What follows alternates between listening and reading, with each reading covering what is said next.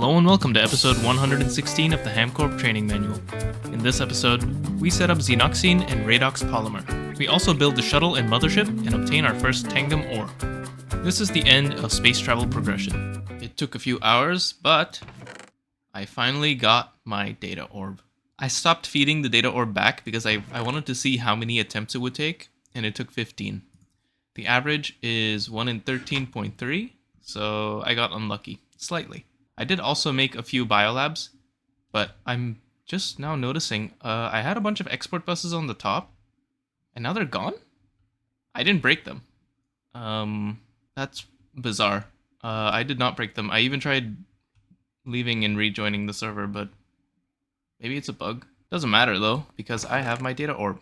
And I only need one because it's not consumed. Now the next two steps are also probability based, but shouldn't take too long. It's basically getting the plasmid cell and then using it to make the actual petri dish. It will consume the seaweed culture, but I did make this fluid in a bio vat, so making more is basically trivial at this point.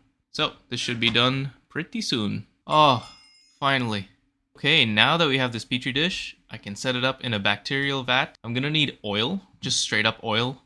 Heavy oil, light oil, that's not gonna work. And I also need a ton of osmium. Oh my god. So I need to be pretty precise about the production here. I want to maximize the amount of Xenoxine I get per osmium. Oof, and it's a UEV craft. Good god. This is painful. Anyway, once I have that going, I can make these optical parts, which make circuits a bit cheaper. They can't be used for everything, of course, but I can use them for the wetwares, bios, and opticals. And they're also required for all circuits beyond UEV. So that's one thing I've unlocked. And the other thing is Radox polymer plate. This is the same as the molten Radox polymer, which is the whole reason I got into this. And so now I need to set up this whole Radox gas processing from cracked Radox from silver plasma, which means I need a coke oven. But first I need to set up my petri dish with the UEV biolab so that I can actually start making some Xenoxine. And I need to make this building a little less shit. Okay, it's done. I did not make the building any less shit. In fact, I made it a bit more shit. But I'll deal with that. Now I'm making Xenoxine. Pretty good. I have about 600 buckets right now, which is a good start. But I'm going to need a lot more. I've also started crafting parts for the shuttle schematic. And I've just kept them in this chest over here because I'm going to do this craft by hand because I only ever need to do it once. So I don't really need to automate this. But I'm trying to make these UHV field gens and I'm using the component assembly line for it, but because it makes a stack at a time, it is very expensive, but it's making a stack. Part of me wants to just make 8 in the assembly lines and just call it a day for now, and that part of me is winning, so I think I will do that. So that will cover all of the ingots and components required here. I still need to make these fluids, but I think that should be pretty easy. And for the ores, space mining is actually not the answer because you get the end version of a lot of these ores, which I don't think is going to work. So what I need to do instead is I need to go to Alpha Centauri BB, and this planet has everything that I need. All of these ores can be found there, and my hammer has Silk Touch. So it should be pretty easy to get these ores. Besides that, I have gathered up everything else required for the shuttle, except the Radox polymer. So I'm going to quickly make a trip to Alpha Centauri BB, get my ores, make my field gens, finish the shuttle schematic, and then we can set up Radox polymer. You know, I still haven't made the LUV prospector scanner, the electric one. I'm still using this piece of shit. And this is the final rocket schematic. It even looks different than the other ones, because it's clearly from a different mod.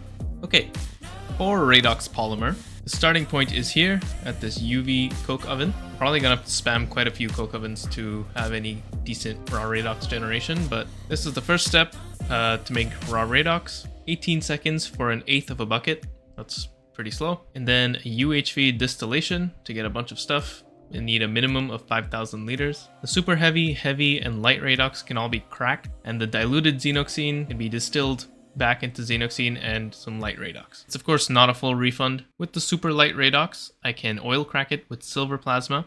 This is pretty slow as well, so I'll probably make a mega oil cracker for this. And then the cracked Radox gets distilled again to get Radox gas, and finally Radox gas is combined with oxygen plasma and titanium plasma for molten Radox polymer. The oxygen plasma is kind of slow actually, because to get just 100 plates of molten Radox polymer, I need 150,000 liters of oxygen plasma, and this takes 12 seconds for 144 liters. At Mark 2, so I'm doing this in Mark 3, so it's half of that time, 6 seconds, but still. It's about 6,000 seconds and a bit just to make 100 plates worth of oxygen plasma. And that's just this step. I also need to make the boron plasma, which is also slow, but this is 3 seconds in a Mark 3. So what I'm learning from this is I need to make more Mark 3 fusion reactors, and while I'm at it, I may as well make a Mark 3 compact fusion reactor. This thing is of course expensive, and I was hoping to skip it and go straight to Mark 4, but the Mark 4 cost is astronomical. Even the Mark 3 seems to be quite expensive for me, but at least this is within the range of possibility. Mark 4 is just not happening yet. Now, I haven't looked too closely at the Mark 3 crafting recipe, but I am going to need 48 fusion control computers, Mark 3. So it's not going to harm me if I make more fusion reactors, like the small ones. I may as well start doing that. That'll also help with my Radox generation, and once I have 48, I can rip it up and turn it into a compact fusion. Right now, I'm using just one, but the other nuclear power plant building, this one, the cooling tower, has now been freed up, along with the main structure itself. This is also freed up, so there's a lot of space here to jam a few more reactors. So I'm going to let this run for a bit, and in the meantime, I'll gather the materials to do the rest of the Radox line. But first, to make everything cheaper, it's time to make some optical components. I pretty much could make these instantly. The only things that were new were I needed to make 2 new compounds, or alloys, Arceus Alloy 2B and Miraging Steel 350. Now the hard part of figuring out where I can replace diodes in my recipes, but I'll get that done. Okay, I've gone through all my recipes and updated them to use optical SMDs where I can. It's only the bio line and the wetware line, pretty much. Nothing else really uses them. And opticals, but I don't have those yet. Also, you may see a new line. This is my Radox line. So it starts here at the left with raw Radox, which is made from Xenoxine and Barnardo C wood. I'm running this basically at UEV. I have 2 UHV energy hatches here because it's the slowest step of the whole process. This makes raw Radox, which is distilled, and basically all the products are sent to main storage except for the top 3, which are diluted Xenoxine, light Radox, and super light Radox. The reason is diluted Xenoxine has no use except to be distilled, so I just do that here. I send it straight here on this magenta subnet using filtered storage buses. So the diluted Xenoxine can only go here, and when there's enough, it will distill and make Xenoxine as well as light Radox. The light Radox comes from here as well as here and a few other places, and that is stored in here in this input hatch, along with super light Radox. This mega oil cracker also has a connection to the mainnet up top where it gets silver plasma, and if I turn this on, it's pretty quick. Using the normal multi-block is pretty slow, so you pretty much need the mega here with a laser connection for any real speed. And I used HSS coils inside, even though they don't provide any additional bonus over HSSG, just because I had them, and I don't see myself using them ever again, so I may as well use them here. So this makes cracked Radox as well as super light Radox from the light Radox. The super light at the output is of course routed back into the input here to be cracked again into cracked Radox. And the cracked Radox is stored in this dangote where it's processed into Radox gas and light Radox. The light Radox is yet again sent back in here, and then it's cracked, and then turned into super light, and then cracked again. And there's a couple of loops here. But at the end of the day, I get Radox gas, which is stored in here in this LCR. And this LCR also has titanium plasma and oxygen plasma. And now we have molten Radox polymer. This has finally unlocked the quest for PCB Factory Tier 2. And the reason it's gated behind the Radox is because the silver nanites need a Radox polymer lens. That's the only reason. Silver nanites are what are used in the PCB Factory for Tier 2 recipes. So now I can upgrade my PCB Factory to Tier 2, and Radox polymer plates are used in the PCB Factory for even more circuit boards. Quite a bit more actually, almost half a stack more, 50% more nearly. Kevlar is a bit cheaper for me at the moment. The Radox polymer is quite a bit slower for me to make than Kevlar, So maybe I'll hold off on updating those recipes until I actually make the tier 2 PCB factory. Plus, once I do that, I can start using nanites for more parallels. That's all well and good, but the reason I made the Radox polymer is for the shuttle, specifically for the lightweight plates. I need 4 ingots of Radox polymer for 1 ingot of lightweight alloy, which means I need a total of 92 ingots. So it's just a little bit of a wait, but we should be done with the shuttle soon. While I wait for the Radox to build up, I'm going to investigate the Mothership and see what I need to make. And I'm already seeing a new alloy, molten enriched Naquata alloy. This is made from enriched Naquata dust, tritanium dust, californium dust, and black plutonium dust. And it is going to take a long time to smelt. Luckily, I've already done some. I have looked ahead just a little bit already, so besides the enriched Naquata alloy, I also need to make nanite control modules, 32 of them, and these need more enriched Naquata alloy gear, but it also needs nanite clusters. Nanite clusters are made in a mixer by combining neutronium nanites and carbon nanites, so I need to make a bunch of nanites. Carbon nanites need a quite certain crystal lens, which I haven't made yet, and also rebolted carbon casing. The rebolted carbon casing is just a bunch of carbon, and the quite certain crystal lens uses an exquisite probable crystal, which is made from flawless unknown crystals, which are made from mysterious crystals, which are made from, well, you know, mysterious crystals. This is the stuff from Enceladus, I think, if I remember correctly. This is going to use a lot of UU matter. I did increase the storage size of my UU matter tank, but this is so slow, I think I need to upgrade these to UHV or something. This is not going to keep up. Anyway, besides that, I also need to make irradiant reinforced neutronium plates. This is a bit of a nested craft with some random components, but honestly, it's nothing crazy. There's Naquadria, neutronium, sonarium. That's about it. I need 4 tier 8 rocket control computers, and the scan for the research station is a launch controller, which I don't think I have made yet. No, I haven't made this. But yeah, once I have the shuttle and this mothership nav console, then I can build the actual mothership. And this is going to need some UHV circuits, field gens, ultra high temperature resistant meshes, which need neutronium nanofibers and tantalum hafnium carbide nanofibers. The neutronium nanofibers are made with neutronium nanoparticles, which are just macerated neutronium dust. And the tantalum hafnium carbide nanofibers are made from tantalum hafnium carbide nanoparticles, along with molten tantalum hafnium carbide. The nanoparticles are made from macerating the dust, and therefore also the fluid, is made from a plasma arc furnace. So I need nitrogen plasma and tantalum carbide / hafnium carbide mixture dust.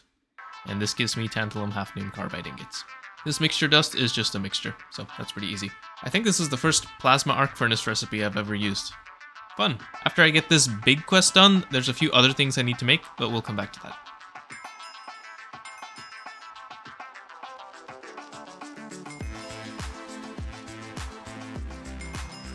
Alright, the Mothership navigation console.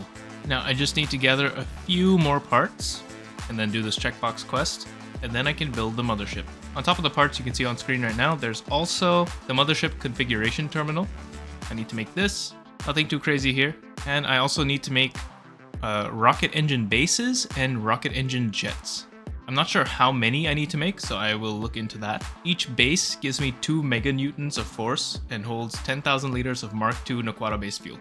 And of course, I am only now discovering that I need Mark II fuel after having ripped up my Mark II fuel setup.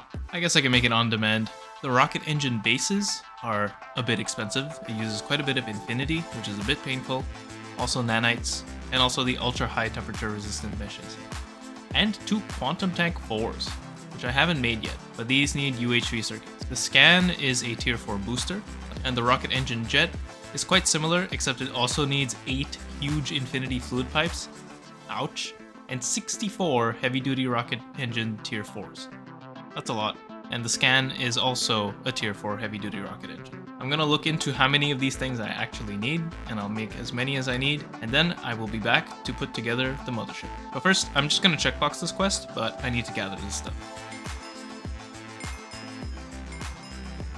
Okay, I made 10 rocket engine bases and 1 rocket engine jet, and I think this should be enough.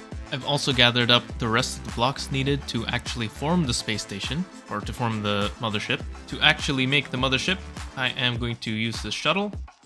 It is not polluting, Mr. EPA agent, so don't worry.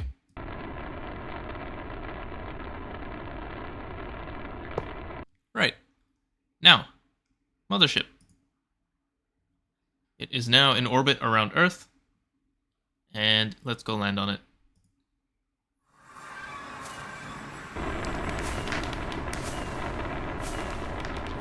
It is, to be honest, just a glorified space station. And while it would be really cool for me to make like some kind of spaceship, I don't think I'm going to be using this often enough to justify it. So I think I will not be decorating this. Anyway, mothership. First thing I want to do is set up the rockets. So these can go anywhere as long as they're all pointing in the same direction. So something like this, just a really long booster. And now in here we can store fuel. And I put in my Naquata-based Mark II fuel, and it's currently idle because we don't have a destination. The mothership configuration terminal allows me to customize the icon on the map, and I can also change the name. Unidentified HamCorp object. Landing permissions if you're playing on multiplayer. I don't really need to do this. Usage permissions, same thing. This was pretty pointless. It's just to give it a different icon and a name on the map. Now to actually go places. You can go to Amun-Ra, and I have looked at all the planets here, and pretty much none of them have anything unique to that planet, except one of the moons of Sekhmet, which is Seth. This one has the only thing that I need, which is Tangum ore. Now it says here, travel would take too long. This is calculating based on doing one straight trip from Earth to Seth, which we don't need to do. We can do multiple trips. Rather, we can break up the trip into multiple legs. One recommended path, according to the wiki, is to first go to Proxima Centauri, which is here. This will consume 44 buckets of fuel, and it's gonna be a little while before we get there. Well, I mean, it's a bit of a wait, so maybe I'll build a little bit. It's not gonna be anything elaborate. I'm just gonna kind of make it match the icon on the map. I'm kind of maybe encountering a bug or something, because it says travel time remaining 0. So apparently I'm at Proxima Centauri, but the engine is still blasting, but it's not consuming fuel. And if I use the /mothership_info command, it says in transit to Proxima, but I should be there already. So I don't know what's happening. On the wiki, it says that there are a few commands related to the mothership, but you need to be an op to use them. So I guess technically, is this cheating? I don't know, but I'm gonna use this because it seems like it's not working. So /mothership force arrival makes us arrive, and it consumes apparently all of the required fuel, which in this case was 0, so it probably was a bug. Alright, I have another 21 hours of Minecraft time to build. It's starting to shape up. Okay, here it is. Pretty simple, nothing too crazy. It's basically just a triangle. But I kind of like it, it's pretty good. I did have to leave a space open for the shuttle to land and launch, of course, but yeah. Alright, here we are, off to Seth. All that's left is to find a vein of Tengam. Oh wow, there's an underground ocean? Oh my god, that is actually so cool. And the ground is made of clay? Oh, that's great. This would be a really good place to have a steam age base. So the spawn height for this vein is 30 to 180. I'm too low. It looks like it's not going to spawn because of the way the world gen is. So I need to probably swim around a bit and find another vein. Still not great. It looks like the main spawning region is just not kind of going to have ores because of the way this underwater or underground ocean works. I might just have to set up a void miner. That might just be the best way, to be honest. I have a little bit of oganescent to spare, so I'm just going to use it here because I'm not... Oh, quest. Cool. Anyway, I don't think I'm going to have this running all the time. I think I'm just going to get my first batch of Tangum and then just leave. I do want to see how much of an increase oganescent is going to be. That's pretty good. Alright, got my Tangum. Oh wow. Okay, I think I'm just going to let this run until I'm out of oganescent in this input hatch. Oh no, that's going to be a lot. I'm just going to let it run until this chest is full, and then I'm going to go back. Thank you for watching this episode of the HamCorp Training Manual. In the next episode, we will obtain our first UEV components, set up space pumping, and get started on the first compact fusion reactor, specifically Mark III. See you next time.